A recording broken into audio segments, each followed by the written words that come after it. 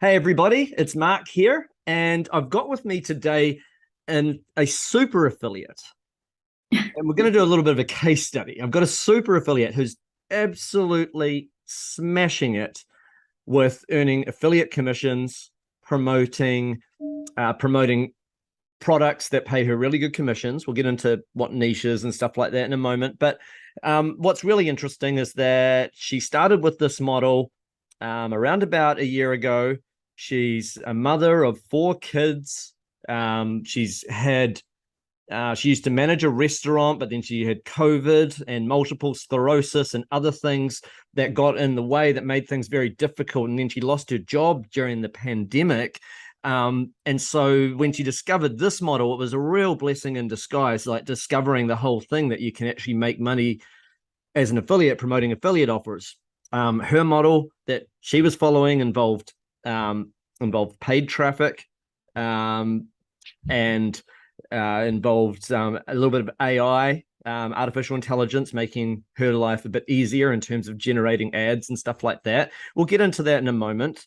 But first of all, I just want to introduce you guys to Jen. Welcome along, Jen. Hi, thanks for having me. Thanks for being here. I'm really, really intrigued because I know we first spoke several months ago when you hadn't been going that long at this stuff. You'd been going maybe 6 months at it, and you at that time I thought that it was pretty impressive. You were doing about $2,000 a day. Your best day at that point was $17,300, which was 10,000 profit. But you'd spent, obviously there was costs of ads and stuff too. So 17,300 in sales. I thought that was really impressive. But now your best days are over $50,000, and you've done a lot of $200,000 to $300,000 weeks, like in a Right. week. That's more than what most people make in 2 years, and you're doing it in a week.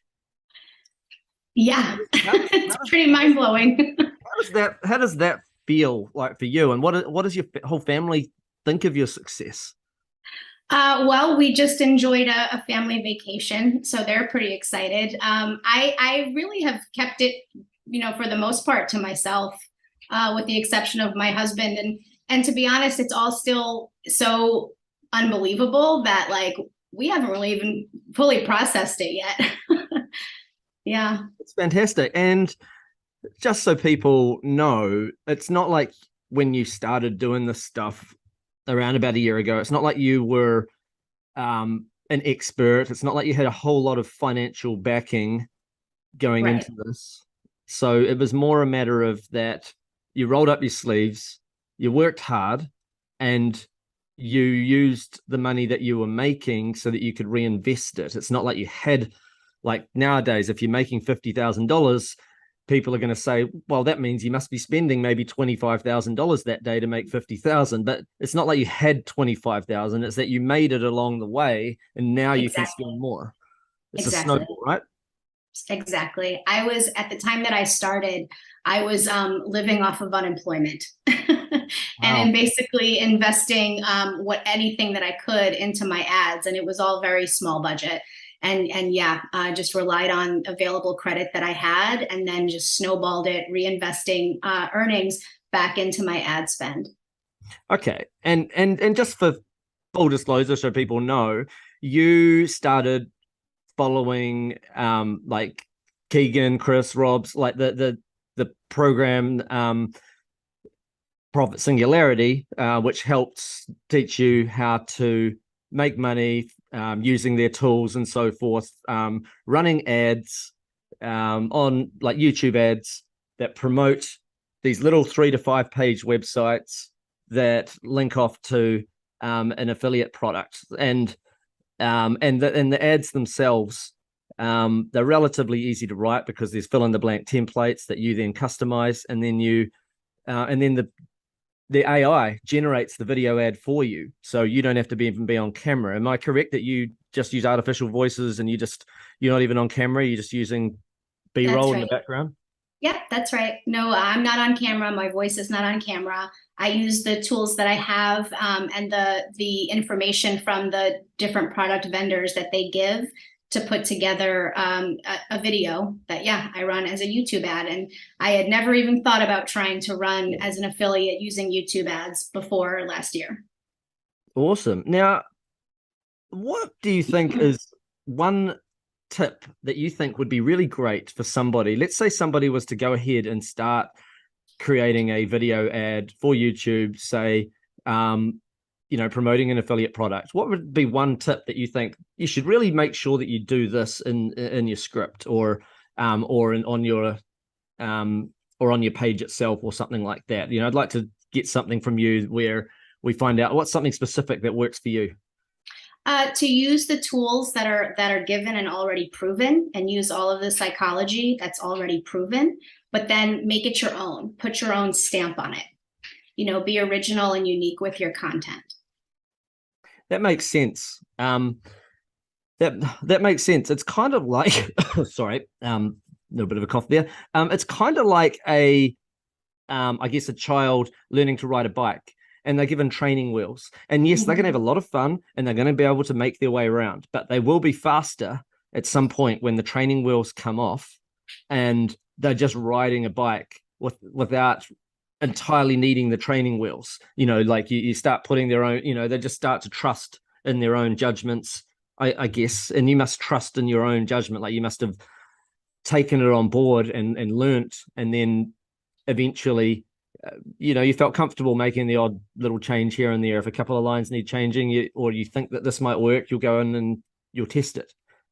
Yeah, absolutely. And of course, when you first take those training wheels off, you might fall, but you just get back up on the bike and keep going. Absolutely. So in terms of falling, for most people that don't understand what that might look like, I'll just say falling might be you spend $100 on an ad and it doesn't work. And then you spend another 100 on another ad and it doesn't work. Or you spend 100 on another ad and you make a couple of sales and you think it's worked, but by the time you spent 300, nope, it didn't work. That's what falling off looks like, right? Yes, that's exactly it. Yeah. So that's the nature, spending money to make money. But by the time you have an ad that you spend $100 and you make 200 back, and that is consistent, that disproportionately pays you back for all of the tests that it took to get there. Even if it took 10 tests to get there, that winning ad, it pays you over and over, because then you can spend 1,000 and make 2,000 and stuff like that. I think that's something that a lot of people don't get. Would you agree? Absolutely. Yes. Definitely have to spend the money to make the money. Definitely have to put the time into making the different ads to test.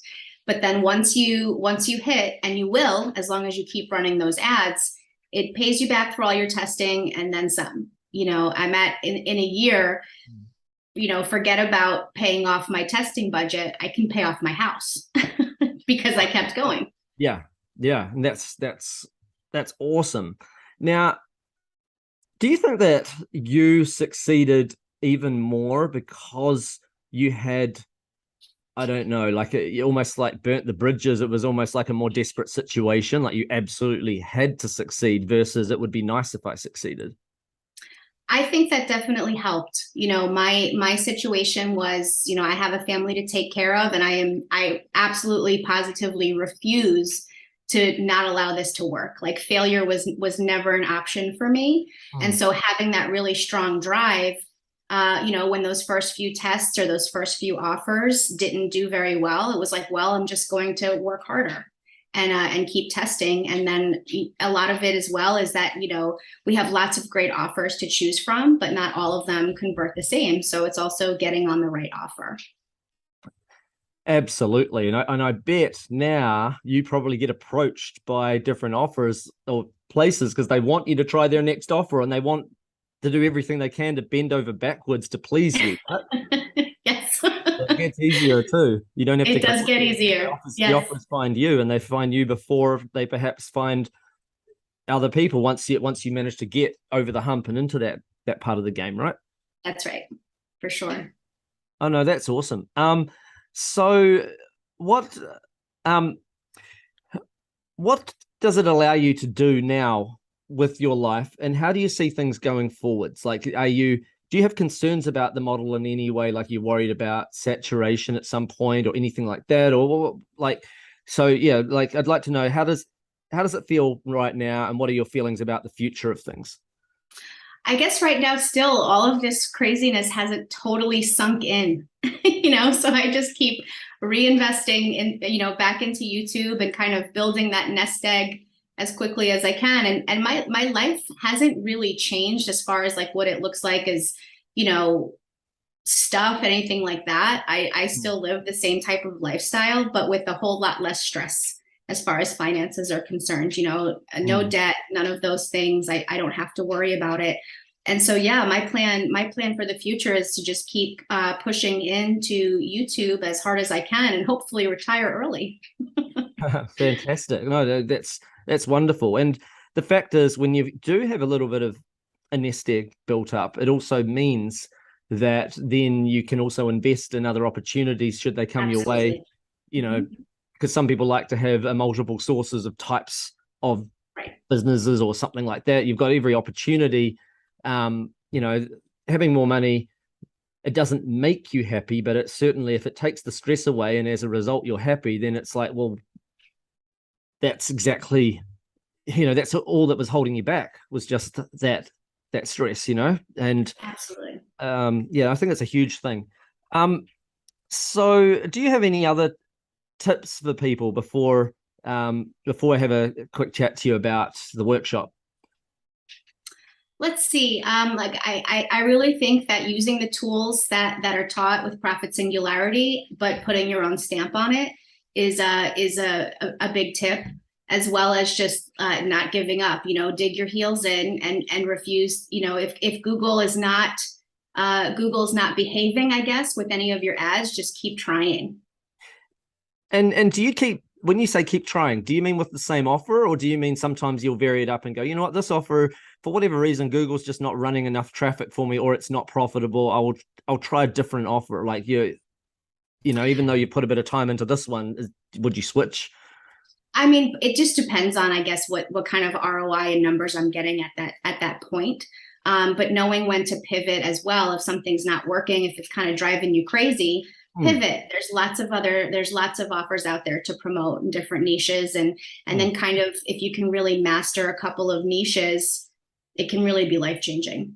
Cool. And for people that are wondering, ROI, that means return on investment. So if you spend $1,000 and you make 1,500 back, your return on investment is 50% or $500. Just so people are aware, you know. And if you spend 1,000 and make 2,000, you've got to, you know, that's kind of what you really would love to have, but it depends. You don't always get that, but sometimes you do, and then that's perfect for scaling. Then, you know, $1,000 for every 2,000, you can really ramp up your business fast, if that multiple's higher. Um, so you're scaled really highly. Is that because you put a higher percentage back in than what you think some other people are doing? Like, do you think some other people are like going like almost can't believe that they could scale higher, so they're just edging a little bit slow, but you suddenly at some point went, screw it, I'm just going to see if I'll whack this up really high? Kind of. Well, you know, I think it becomes a lot easier once you have that bankroll going, Mm. and you know, have a credit card where you can continue to just keep kind of steamrolling your budget. And as I was bumping up my budget, it kept just, you know, I consistently just kept getting that return back, and so I just kept giving it more and was like, well, if for me, it's like if something is working this well, I want to sink every dollar that I can into it. So that's what I did. But most people that have had the success that you've had have at least had one stumbling block along the way that was make it or break it. Have you had one of those, or have you managed to be one of the few that has just been plain sailing without any challenges? Like, has there been a major stumbling block somewhere that was the moment where you succeeded because you pushed past that?